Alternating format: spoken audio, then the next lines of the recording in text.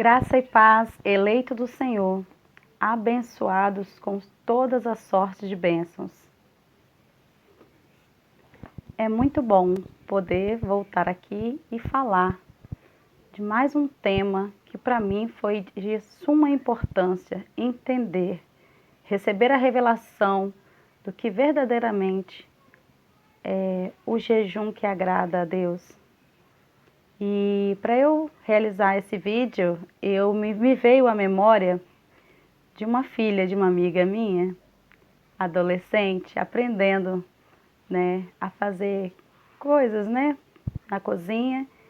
E em um determinado momento eu estive na casa delas e ela falou: tia, eu aprendi a fazer um pudim maravilhoso e eu quero fazer esse pudim para você, me dar a sua nota, falar a respeito do meu pudim.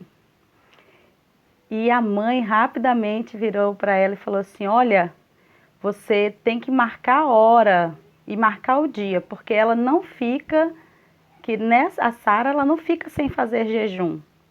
Todo o tempo ela está em jejum. Então ela não tem esses prazeres que a gente tem, não. Tem que avisar antes. E aquilo, depois de sair da casa dessas pessoas queridas, me veio à memória. Me veio uma reflexão na realidade. Eu passava a maior parte dos meus dias em jejum, fazendo praticando essa obra da lei e deixava de experimentar os prazeres de estar com uma boa companhia, pessoas que eu amo, num jantar, num aniversário, num almoço, num churrasco, enfim. E aquilo ali, na época, me levou a meditar. Puxa vida, essa prática realmente eu perco, mas vale a pena, né? Porque Deus responde. E nós vamos conversar um pouco a respeito desse jejum. E quando eu descobri que essa prática, essa obra da lei, me levava a um estágio, a uma posição de disciplina, de maldição, a verdade me libertou. Eu quero ler com vocês em Gálatas 3, versículo 10, parte dele, né? Diz assim: pois todos aqueles que são das obras da lei estão sob maldição.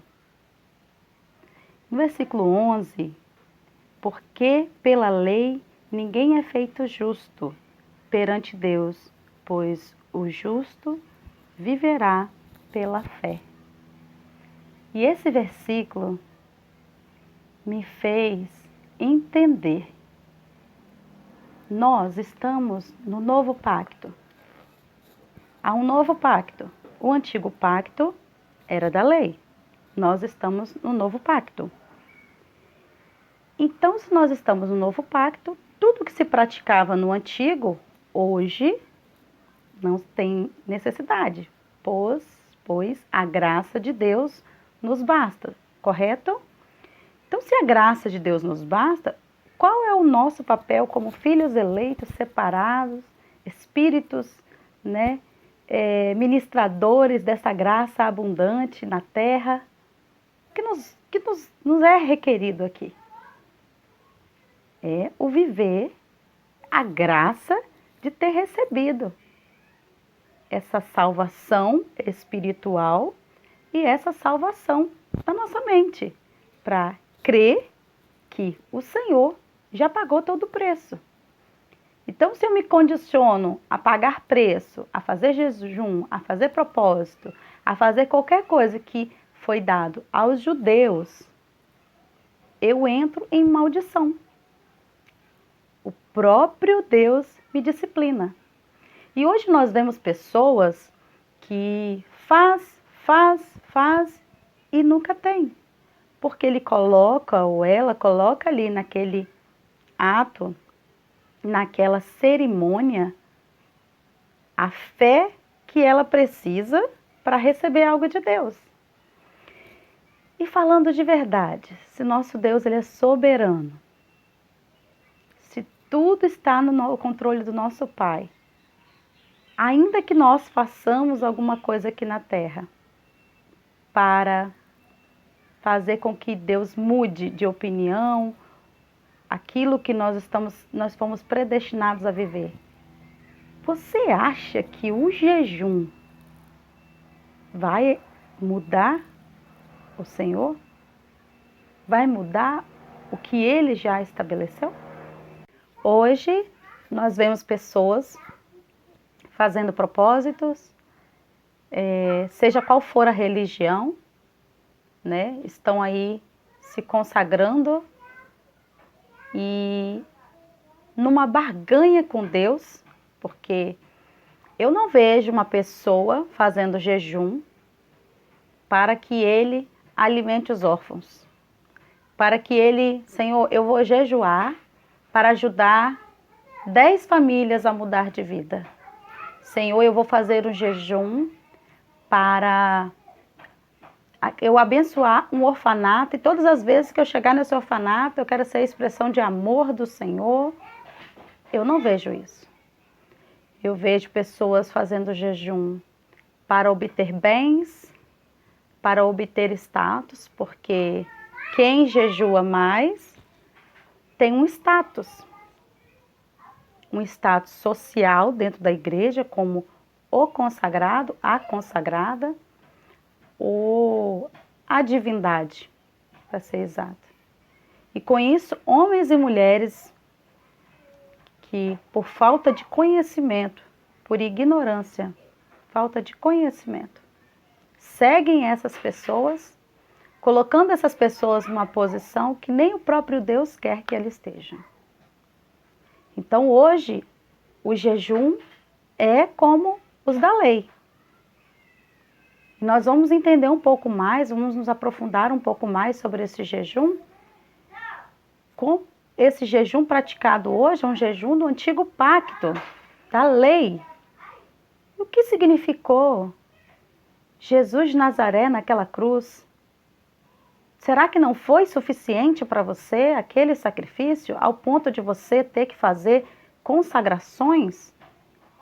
Será que aquele presente, aquela redenção na cruz, aquele sangue vertido na cruz não tem nenhum significado para você? Filho eleito, amado, foi por você, foi para o seu resgate, para que você não continuasse como escravo, não se sujeitasse a homens, e hoje você permanece nessa posição? Você se deixa levar por este engodo, por este engano? Por acaso você é judeu? Por acaso você vive as obras da lei? Ou você vive a graça de Deus que professa? Que graça é essa que não te liberta de você mesmo? Em Levítico 23, no versículo 27, diz assim: o 10º dia desse 7º mês seja o dia da expiação, haja santa convocação entre vós, e afligi vossas almas, e trazei oferta queimada ao Senhor. O povo de Israel, o judeu, ele é convocado para jejuar por uma série de fatos que eles são chamados a afligir as almas. E esse afligir de alma é o jejum. É o jejum. Então você que está em jejum, você está afligindo a sua alma como um judeu. Só que ao judeu, ao povo de Israel, o Senhor deu a disciplina, ao que eles que necessitava, ao que o povo, que o pai corrige o filho que ama. Nós fazemos parte da igreja do novo pacto. Anotei aqui, não há no nosso sangue, genética judaica. A Moisés foi dada a lei, a Jesus foi dada a graça. Quem você tem seguido? Quais práticas, quais obras você tem praticado? Obras da lei ou obras do Espírito? Qual das duas você tem praticado? Em Isaías 58, versículo 2, diz assim: Eles me consultam dia após dia, mostram desejo de conhecer meus caminhos, como um povo que pratica a justiça e não deixa o mandamento de seu Deus. Eles me perguntam pelos mandamentos de justiça e desejam ter a Deus por perto. Por que nós jejuamos e tu não vês isto? Por que afligimos nossas almas e tu não sabes? Porque nós fazemos jejum, afligimos nossas almas e tu não sabes. Eis que no dia em que jejuais, alcançam seu próprio objetivo e cobrais de todos os seus servidores, seus escravos, seus servos. Eis que jejuais em meio a contendas e brigas, para destruirdes com punhos, e não jejueis como hoje, para fazer ouvir vossas vozes no alto. Esse é o jejum que o Senhor deseja, que o homem um dia aflige a sua alma, que incline a sua cabeça como um junco e deite sobre pano de saco e cinzas? É isso que chamais jejum, dia que é agradável ao Senhor? Não, não é o jejum que escolhi, que solte as algemas da justiça, que desfaça as ataduras do jugo e que liberte os oprimidos e quebre todo o jugo. Não é também que repartas teu pão como um faminto, que traga para casa os pobres desterrados? Porque quando vires o nu, que o cubras, e não te escondas do que é a tua carne. Então romperá tua luz como o romper do dia, e tua recuperação rapidamente brotará, e tua justiça irá diante de ti, e a glória do Senhor será a tua retaguarda. Essa chamada aqui foi para o povo de Israel, que praticava a obra da lei, que se colocavam nos templos religiosos como os santos, e quem precisava mesmo, eles não praticavam. Os pobres, os afligidos de almas, as pessoas que necessitam. Então nós vemos homens e mulheres que ficam 3 dias só na água, mas não libera perdão. Nós vemos pastores, apóstolos, bispos, subindo nos altares após 12 dias de jejum, mas que não perdoam o seu irmão, não falam uns com os outros, têm dificuldade de liberar e abençoar o seu próximo. Para que vale esse jejum? Para mostrar para os cantos, para os 4 cantos, que você consegue fazer isso? Isso é ignorância. Isso é viver o velho pacto. O povo de Deus está cansado de viver assim. Mais ações de bondade, amor e misericórdia. Os filhos de Deus estão espalhados sobre a terra. Foram chamados para pregoar as boas novas. E são condicionados a uma prática que não é para eles. Que traz maldição. Que as famílias ficam destruídas. Porque para uma religiosa, uma ex-religiosa como eu era, abrir mão de muitos prazeres em família. É para isso que o nosso Deus nos chamou? Para a separação? o povo faz barganha com Deus. Se a fome, ficar com fome, fosse algo que trouxesse resultado, a África seria o lugar mais glorioso de se pisar. Comprovadamente seria o lugar mais visitado pelos evangélicos. Mas fome não quer dizer nada. Nada. Você ficar com fome, você está afligindo a sua alma. Todos que praticam essa obra da lei está debaixo de maldição. Está debaixo de maldição.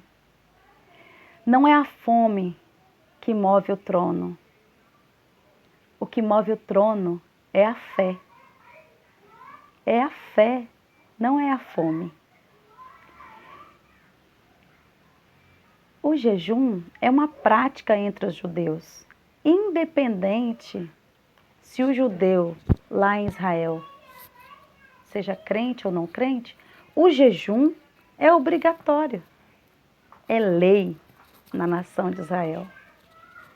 Mas para a nossa nação, para o nosso povo gentil, isso não é obrigação, não há necessidade.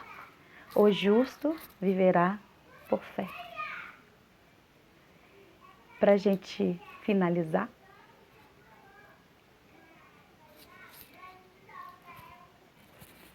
em Lucas 18, versículo 11 e 12, diz assim: o fariseu em pé orava consigo mesmo, nem era com Deus, era com ele mesmo. Ó Deus, graças te dou porque eu não sou como os demais homens, ladrões, injustos e adúlteros, nem mesmo como este publicano. Jejuo 2 vezes por semana e dou o dízimo de tudo quanto ganho. Jejum é soberba. Jejum é arrogância, vaidade. É a falsa santidade. Por que jejua, irmã? Para me quebrantar, para me aquebrantar diante de Deus, para eu ter comunhão com Deus. Será que é para isso? Nos versículos seguintes, nós vemos um publicano, né?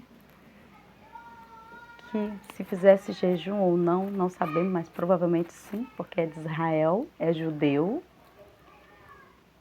Quem estava mais próximo de Deus? Quem estava mais aquebrantado? Não era o arrogante, que se colocava num pedestal, mostrando para os 4 cantos o que fazia, quantos dias ficava, quantos montes subia. Isso não provém do nosso Pai. E cada vez mais que você se coloca nessa posição, você se condiciona à maldição. Saiba disso. O povo de Deus, os filhos de Deus, já estão cansados de serem guiados por homens. Os filhos de Deus, espíritos eleitos, querem ser guiados e serão, e já estão sendo guiados pelo Espírito Santo. O ministério do Espírito foi nos dado de graça, e é de graça que nós entregaremos. Como ministros da graça de Deus, você, eu, todos os eleitos do Senhor foram chamados para levar as boas novas nessa terra. Então, viva, reinem em vida e em perfeita vitória. Graça e paz.